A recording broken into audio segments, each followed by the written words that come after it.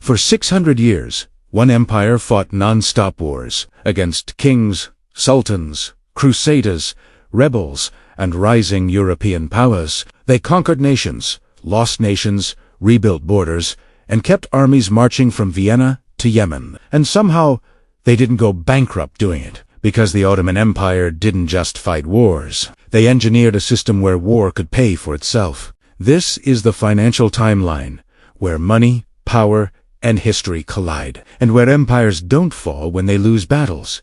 They fall when the money stops working. The Ottomans began as a tiny frontier tribe in 1299.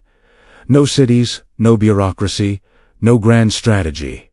Just Osman I and a few thousand riders. But they had one advantage. They were located on the richest crossroads on earth. When the Byzantines weakened and Mongol pressure collapsed, the Ottomans stepped into a vacuum, and every victory brought them land, crops, taxes, and new revenue. From day one, asterisk warfare wasn't a cost, it was an income stream. Asterisk. By the time they captured Bursa in 1326 and crossed into Europe in the 1350s, they controlled the arteries of world trade. Everything, silk, spices, timber, sugar, weapons, flowed through their territory, and the Ottomans taxed every step of it. This gave them what every military needs, but almost no medieval empire had. Reliable cash flow. The biggest cost for any state is the military payroll. Europe paid knights and mercenaries in cash. A financial nightmare. If a king went broke, his army disappeared. The Ottomans invented a better system. The timar. A timar was a tax district given to a cavalryman. Instead of a salary, the soldier collected taxes from a village. In return, he maintained his own horse, armor, and weapons at his own expense. No payroll, no massive treasury spending, no mercenaries who disappeared when the money ran out. This was financial engineering centuries ahead of Europe. The state saved money. The soldier became self-funded. The village gained stability. The army stayed ready, a modern equivalent. Imagine paying soldiers today by giving them the tax revenue of a county. Dangerous today. Brilliant in 1400. This system made Ottoman warfare cheap, scalable, and sustainable. The infantry side of the army, the Janissaries, worked on a completely different financial logic. They came from the devshirm, the child levy in Christian regions. Ethics aside, the economic impact is clear. Asterisk.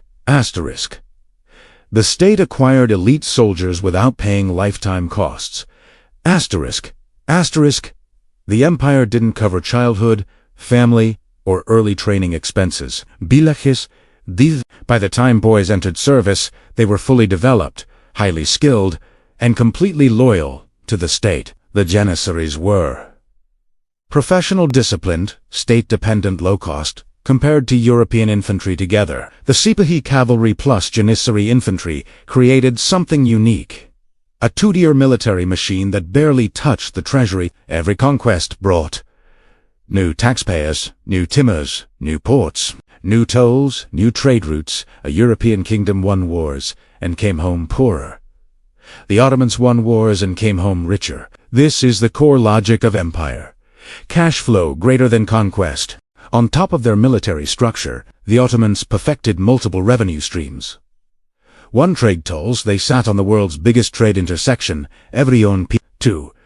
State monopolies, salt, tobacco, coffee, all controlled by the state. Predictable, stable income. 3. Tribute states, Wallachia, Crimea, and others paid annual sums instead of being ruled directly. 4. Plunder and spoils. War funded future war. For centuries, this structure meant one thing. The Ottomans didn't need loans. They lived within their means. No national debt. No European bankers controlling them. Not yet. Then the world changed. Europe industrialized. Trade shifted to the oceans. Caravans became irrelevant. The timar system decayed. Tax holders abused power. Oversight collapsed. Cavalry became outdated. The Janissaries gained wealth, political power, and stopped being an elite force. They resisted reforms and drained the treasury. By the 1800s, the empire needed modern armies, modern weapons, modern salaries, and for the first time, they needed something deadly: foreign loans. European banks charged high-interest debt. Bankruptcy followed. In 1881, the Ottoman Empire lost control of its own finances, handed over to an international commission run by Europe. A humiliating end for a once self-funded superpower. Everything the Ottomans invented still exists today. The timar system gives government contracts, private military contractors trade tolls, gives control of the Strait of Hormuz, Suez Canal, South China Sea, state monopolies, Saudi Aramco, national gas companies, conquest for revenue, resource-driven wars, debt crises, Argentina, Greece, national debt debate. The uniforms changed, the financial logic didn't.